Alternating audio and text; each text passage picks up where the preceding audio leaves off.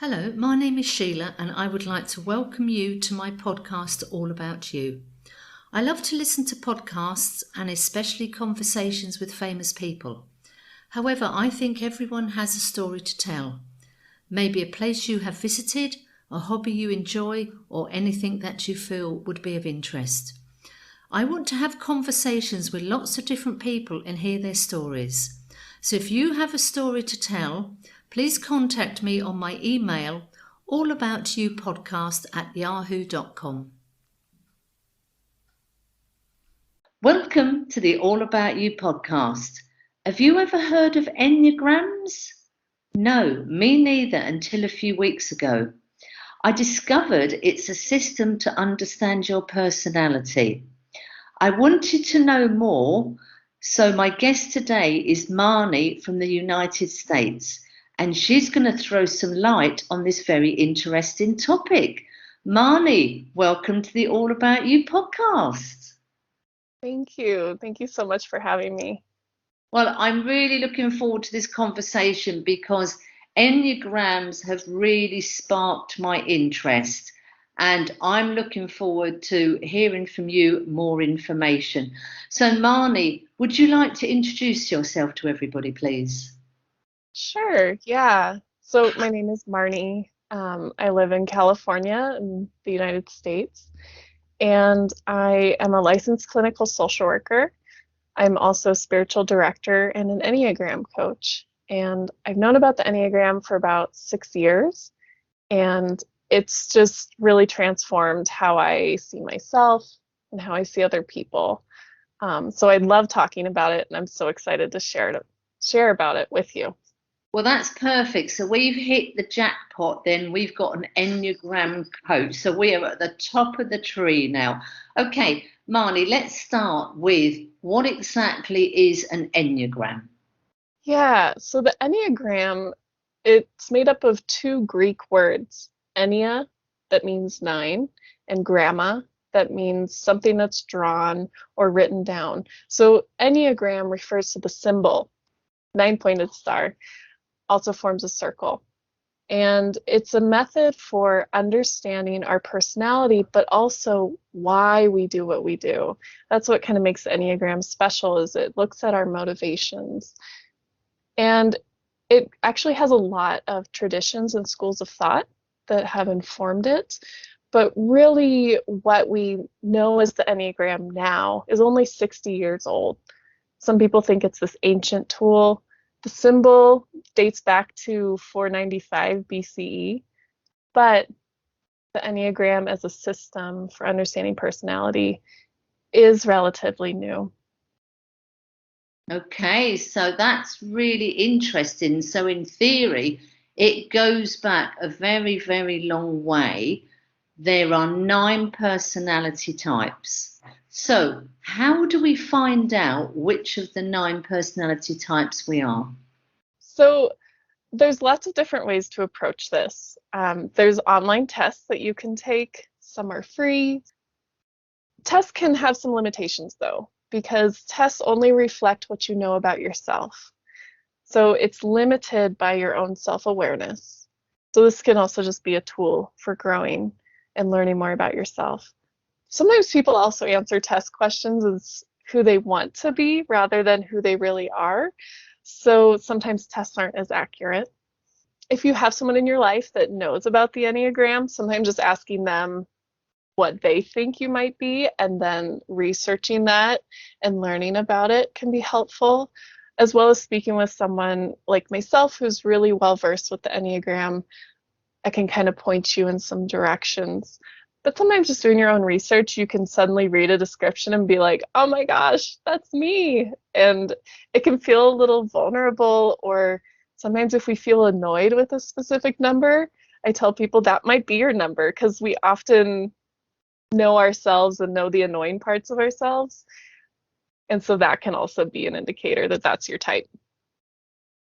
I think that is so funny the way you've said that. So, for example, when we've done a test and it gives us our number, and then when we sort of read the characteristics of that number, and then we sort of read something that maybe we know that maybe we're not an organized person, but we know that about ourselves. We're a bit, well, yeah, I know, but we'll just brush over that sort of thing. And I think that's quite a funny point, because I think we all know ourselves to a certain extent if we had to describe ourselves in 3 words. But I think the Enneagram goes deeper. Yeah, I agree. So can we go through the 9 different types just briefly? Yeah, absolutely. And typically when people go through the types, they start at the top of the circle. So I'm going to do that too. So number 9 is at the top, and then we'll go around the circle. So 9s are called the Peacemaker. They tend to be calm, they enjoy comfort, they dislike conflict and can be really agreeable. And they can be really good mediators because they can see all different perspectives at once. They often have a hard time knowing what they want because they often default to what other people want. And they are the most stubborn number. They don't like to be pushed or rushed. Ones are called the reformer, tend to be perfectionists. They want to do the right thing. And so they're often very aware of expectations and rules. They're usually involved in some kind of self-improvement. And they can easily see how other situations and even other people can be improved. So this can sometimes feel like they're being critical of you, but just know they're also just as critical of themselves, and they have a very strong inner critic. Number 2 is the helper. They're very aware of the needs of other people. They're generous, but they often ignore their own needs. And they tend to work in roles like teachers, counselors, nurses. They find their purpose in helping other people. And they can struggle with feeling frustrated in relationships because they can tend to give more than what the other person gives. So they struggle with some resentment. Type 3 is the achiever. They're very success-oriented. They can be competitive, dedicated. They enjoy being recognized for their efforts. They're very driven. But they can sometimes overcommit and struggle with burnout, and they can also become too image focused. Often they're in the role of influencers, so social media influencers, a lot of them are 3s. And then a lot of self-help authors are actually 3s as well, because they're able to help others be successful like themselves. Type 4 is the individualist. They want to be unique and different. They will express this through their clothing or life choices. They're often very creative and sensitive, and they want to be real and authentic with other people, and so they invite other people to do the same. Not everyone's ready to be that way, so they sometimes struggle or feel frustrated if people feel fake to them. And they can get caught up or stuck in their emotions, especially in melancholy. Type 5 is the investigator. They enjoy learning information, and they can be very cerebral, but also emotionally detached and kind of emotionally unaware sometimes too. They're often introverted, but not always, and they are analytical and logical, sometimes intense. Type 6 is the loyalist. They're loyal. They're committed. They're a great team player. They're a planner and good at noticing potential pitfalls for a plan. And this can sometimes sound critical from other people, but what they're really just trying to do is avoid potential issues with a plan or an idea. They're very responsible. They have difficulties with anxiety and sometimes feeling vulnerable, and they're very aware of safety concerns. Type 7 is the enthusiast. They are always up for an adventure. They enjoy new things, new situations. They like to make people laugh. They can be spontaneous, but all this preoccupation with what they enjoy allows them to avoid maybe feelings that aren't positive or tasks and conversations that are uncomfortable. They can be kind of scattered, but they're also really great at generating ideas and possibilities. And finally, type 8 is the challenger. They are confident, powerful. They can be confrontational and even steamroll other people in their process. They can be kind of dominating, but they're also really good at being an advocate and saying what other people won't say. They're willing to lead. And they sometimes have difficulties with being vulnerable or the fear of being taken advantage of. I think this is very interesting because when I had the conversation with you, I did the test. I guessed my personality type before I did the test, and then it was spot on in the test. Now, I'm not going to say what my personality type is, but once I had it confirmed, I then started looking around, and particularly on Pinterest, you can put your Enneagram type and it comes up with lots of little things like, how we like to spend our free time, how we would cope with stress and the ideal careers. And it was quite interesting for me because most people, we sort of know our general personality, but I thought when it came up with things, how we cope in a stressful situation, I found that quite interesting. And I did check in several of these just to make sure one wasn't completely different to the others. And for me, it's sort of looking at the negative things I was more interested in. I mean, I know, I'm quite a practical, quite an organised person, but some of the things I will class as negative really piqued my interest. So my question, Marni, is why would people come to an Enneagram coach? What do they come to you for, and what can you actually help them with? Sometimes it's just figuring out their type. There are two types, types 9s and 6, that really struggle with identifying who they are. 9s because they can see perspectives from every different perspective, so they can have a hard time knowing themselves.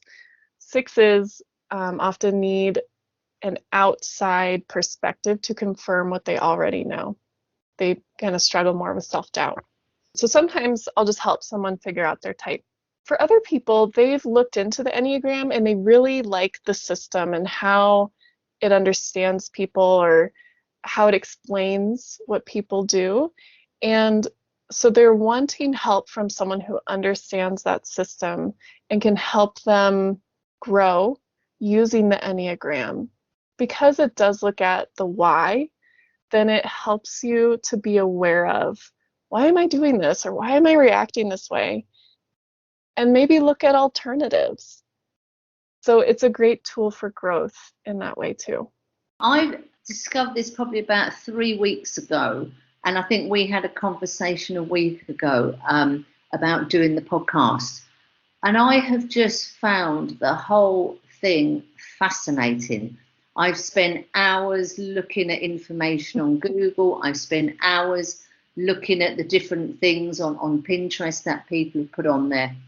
I think the thing for me is when you look at your type, and then if you look at another type, you can see, for example, in a stressful situation, my type would do this.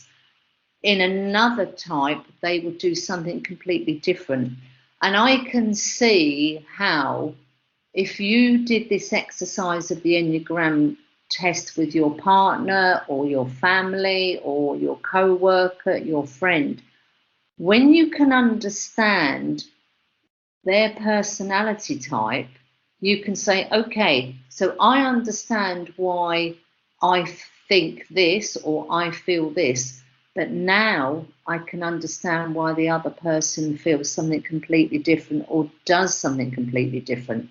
So particularly in a relationship, and I asked my husband to do the test the other day, and he did the test. And then I looked at his sort of test results and we went through it together. And he was surprisingly quite spot on himself, saying, yeah, I agree with that. Yeah, I agree with that.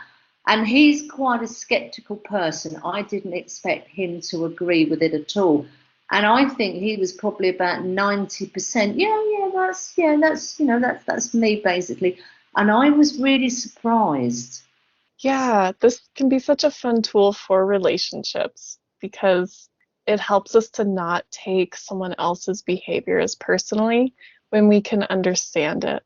And I'll reveal I'm a type 1, and 1s struggle with anger.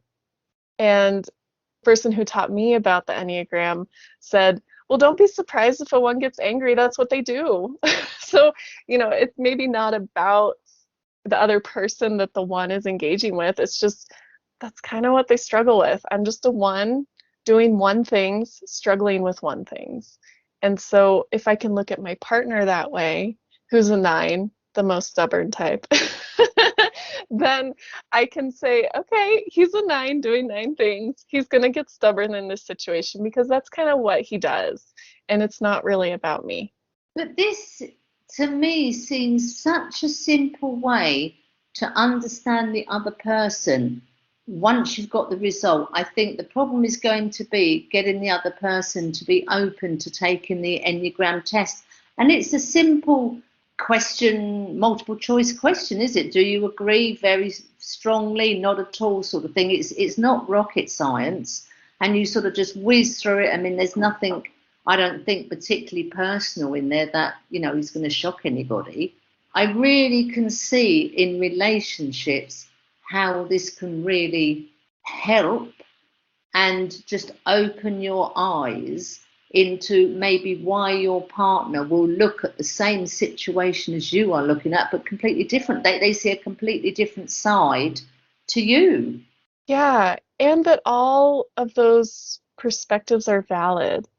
Like, that was what was really helpful for me, because as a one, I tend to narrow things down to right or wrong. And to be exposed personally to these 8 other types and how they interact with the world, and that those ways are just as valid as how I do, that's really helped me to see, oh, okay, like, they're not wrong, they're just different.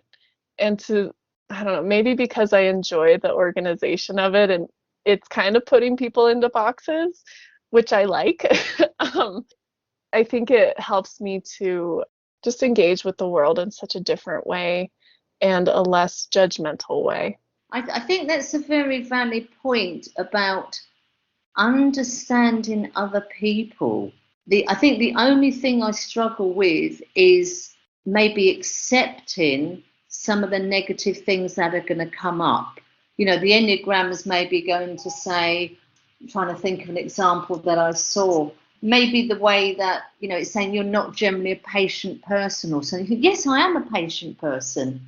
But just the way you express it, of course I'm a patient person. What's the problem? No problem.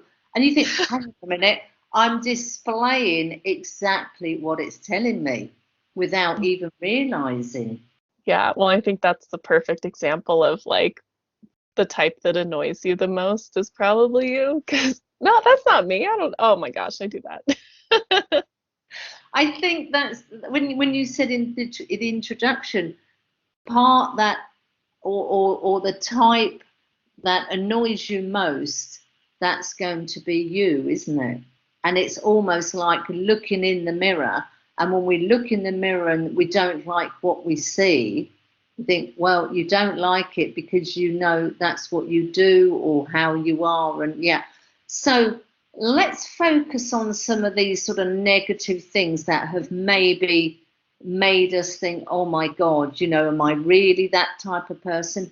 How can we then work on that then, Marni? Well, I think just even the awareness of it, knowing what our potential challenges might be in a situation, or where I might go emotionally if something happens in stress. And the Enneagram actually has a system for you to know this, because you are connected to 2 other numbers with those points of the star.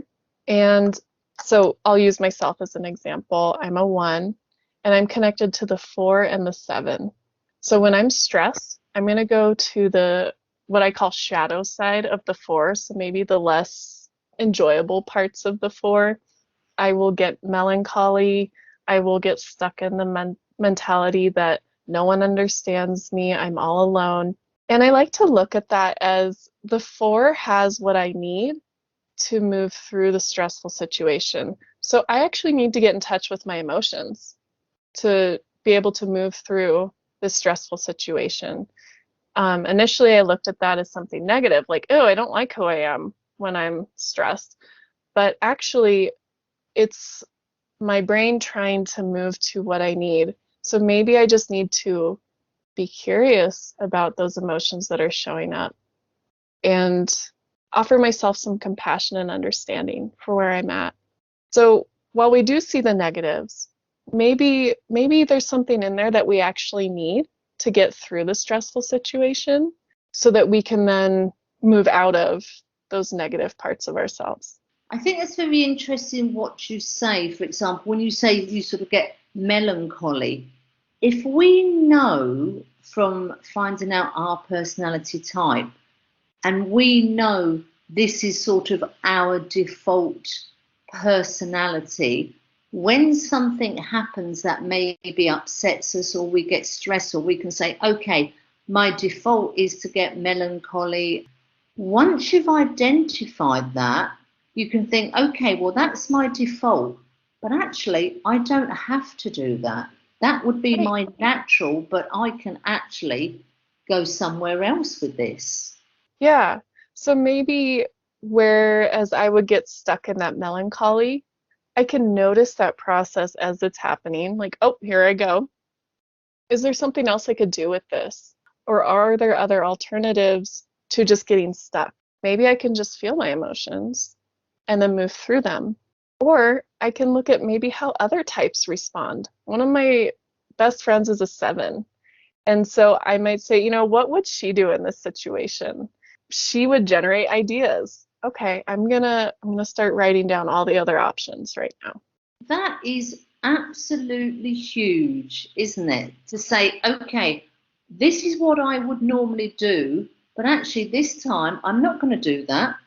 I'm going to look at where else I could go. And as you say, this is what your friend who's a type 7 would do. And she'd be busy making the list of her options. And so immediately we've almost got like a life belt to say, okay, you've got another option. Let's look somewhere else and see what can happen.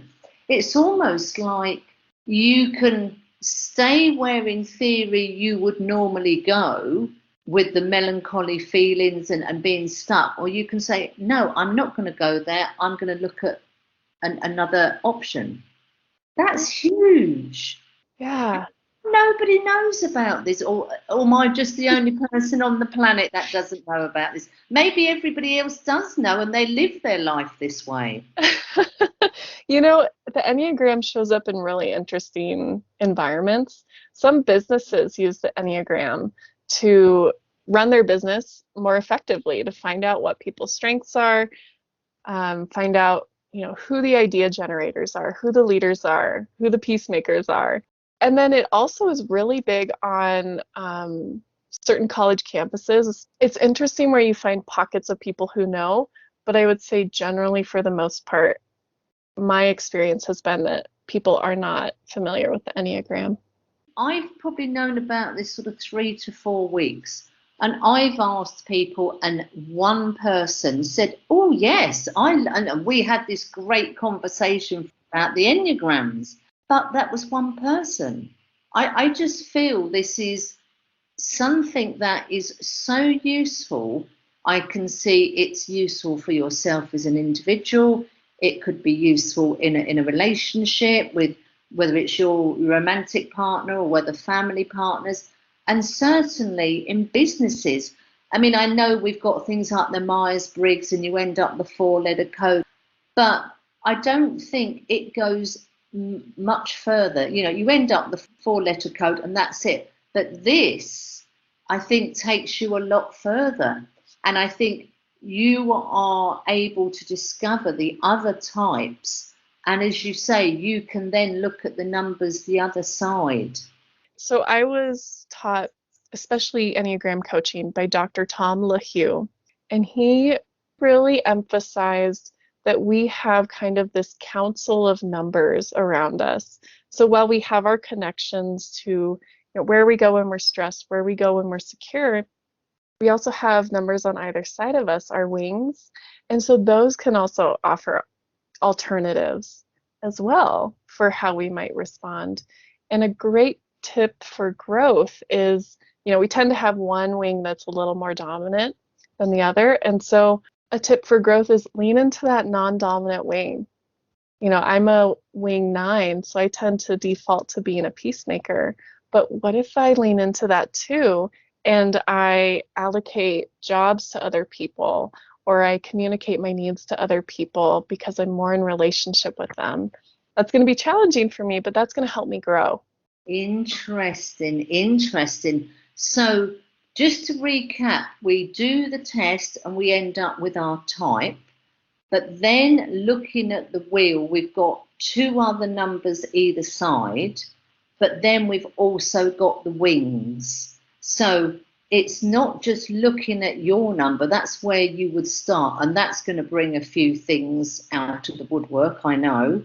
And then you start sort of progressing round the circle to see other things that you can draw on, or maybe look at to say, okay, this is what I would normally do. Let's look on the opposite side of it. Right. Yeah. So people who come to you then, Marni, who often have a problem just trying to work out what their type is, once you've discovered their type and you've gone through the, okay, well, yes, I understand this about myself, but this is a real shocker, which I think we all have when we sort of look at the Enneagrams. What would be your next stage with that person? What would you give them some homework? Would you give them a book to read, or what would you suggest they do? I think I would ask them what about their current life bothers them the most, because it's whatever they're bumping into most frequently that's irritating them that I would want to tackle. So, maybe it's at work they don't feel appreciated. So using the Enneagram, why does that bother you, first of all? Maybe a 2 who really enjoys taking care of people and helping people. They don't have people at work that take care of them. And so we can understand and empathize and have compassion for that part of you that feels really hurt by that and why that bothers you so much. But then, okay, let's look at what are your needs when you're at work? What are your options? Could you speak up for yourself? Is there someone that you could talk to about this? Or how are you meeting those needs outside of work? So I would really try to pick an issue that is currently really bothering them. Because once they learn these tools around how to attack that issue, and they have these very practical tools that they've practiced, then they can apply those in other areas of their lives, because it's probably going to be a theme throughout their life. I mean, that is so interesting what you're saying. Start with the thing that's bothering you most. And then the example you gave at work, they don't feel appreciated. And it's what can you do in the workplace to make you feel better? And then maybe what can you do for yourself to make you feel better? Working on those two things is huge to help you feel more appreciated. And it gives you the power. You're not dependent on the situation changing or other people changing. It's looking at what you can do personally. That brings me to this point where they say, it doesn't matter what happens to you, it's how you feel, how you react, or what you're going to do about what happens to you. Mm-hmm. That's the difference, isn't it? So we can't really change what people do to us, but we can change what we do in return of that, or how we react to it, what we say, what we do. That's the difference, isn't it? We also can change the story that we tell ourselves about that person or why they're doing what they're doing. I think, again, that's what makes the Enneagram powerful, is we can depersonalize these situations. Like, what if your boss is a 5 and they're just really focused on the task at hand and they're not emotionally connecting with you? And it's not because they don't care about you or you're annoying to them.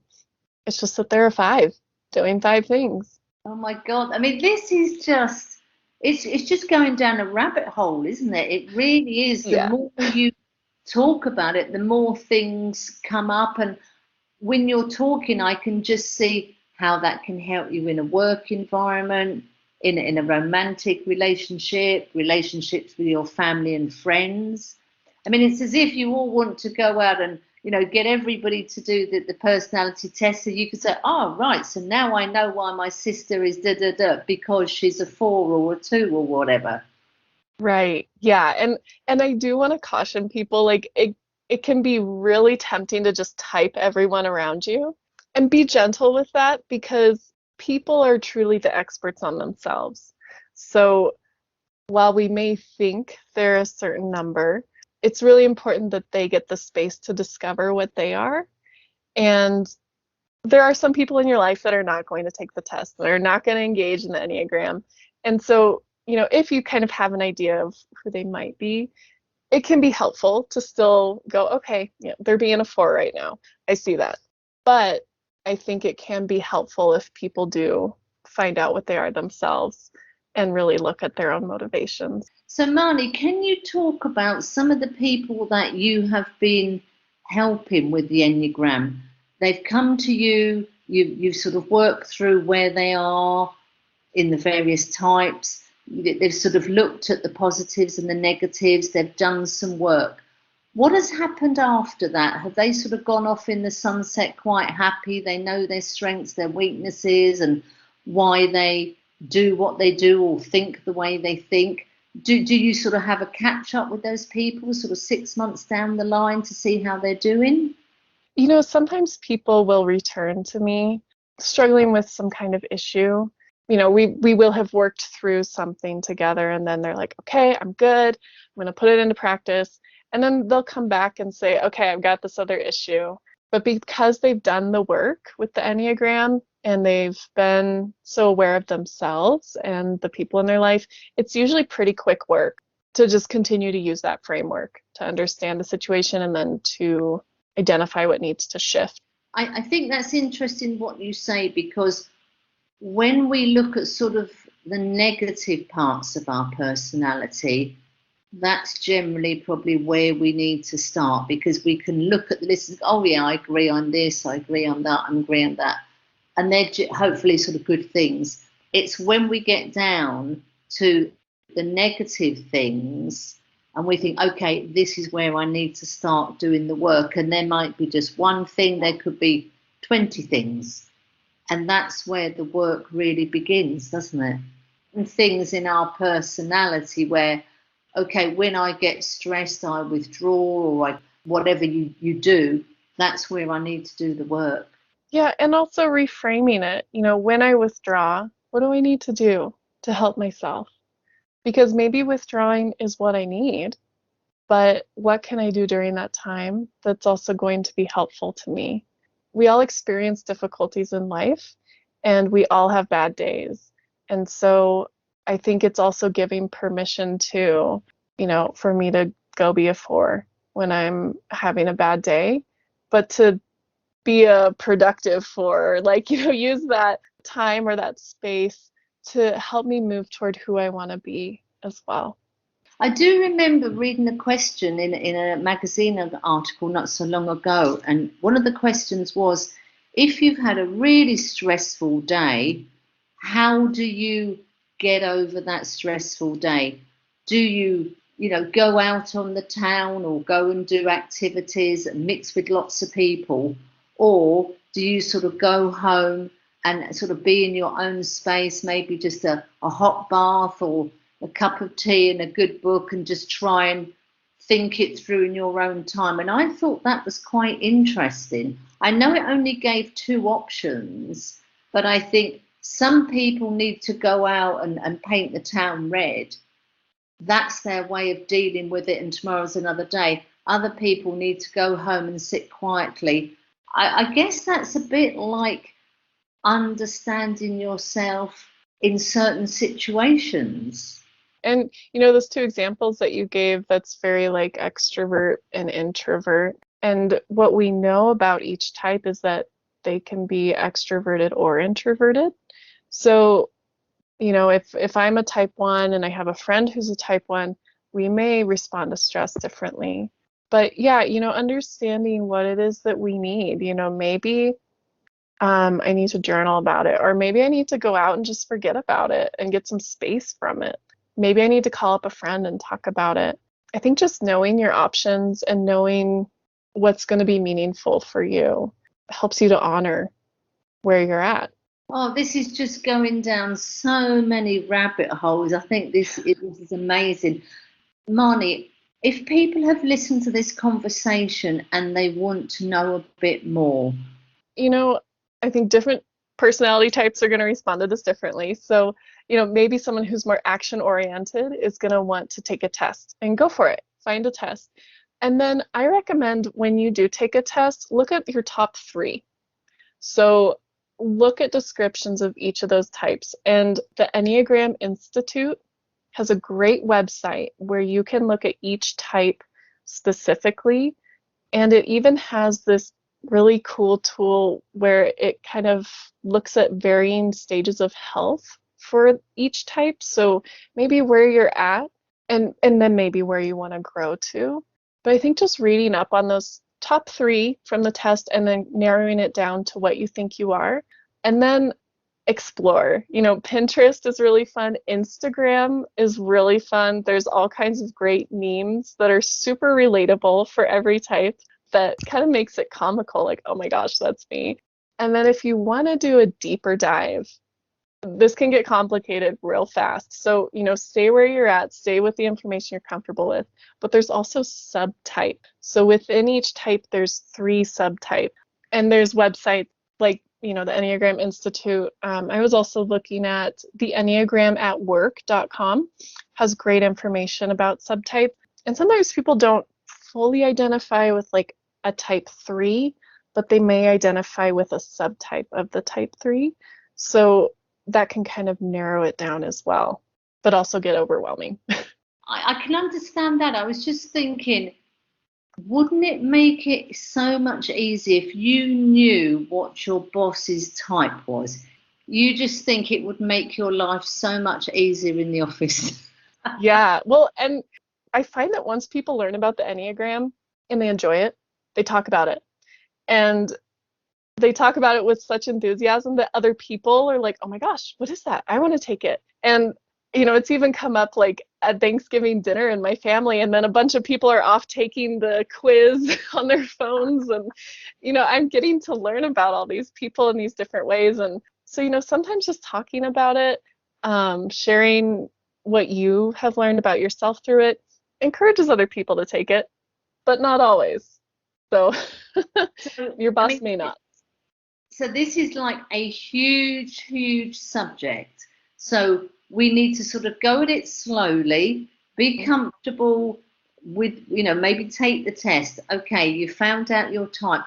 Just look around on Pinterest, look around, see what's going on Instagram, for example, and then go through it slowly, because I think if you start diving off in all these different directions, I think you'll drive yourself crazy. So nice and slowly digest the information as you come across it.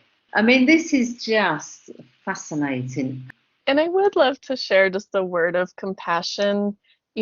Anytime you're learning something new about yourself, it can feel kind of invasive or vulnerable. And so definitely move at your own pace and honor where you're at.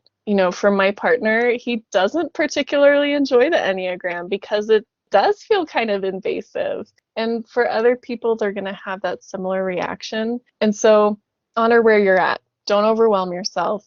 Be compassionate with yourself. Oh, Marni, I think that is brilliant, brilliant words and advice to finish the podcast. It's been absolutely brilliant. I mean, I am so excited about this. I've made a few notes, and I'll make sure I put all the addresses about the Enneagram at Work and the Enneagram Institute so that people can sort of have a little rummage around on the websites. Marni, thank you so much for all your information and words of caution and ideas. And thank you very much for being a guest on the All About You podcast. Absolutely. Thank you so much for inviting me. I love talking about the Enneagram, so thanks for this chance. Oh, thanks, Marni. Welcome to the All About You podcast. My name is Sheila and I am your host. In this podcast, I invite everyday people to tell their stories of their travels, passions, and what makes them happy. So if you have a story to tell, please contact me on allaboutyoupodcast@yahoo.com and let's tell your story. So now for today's conversation.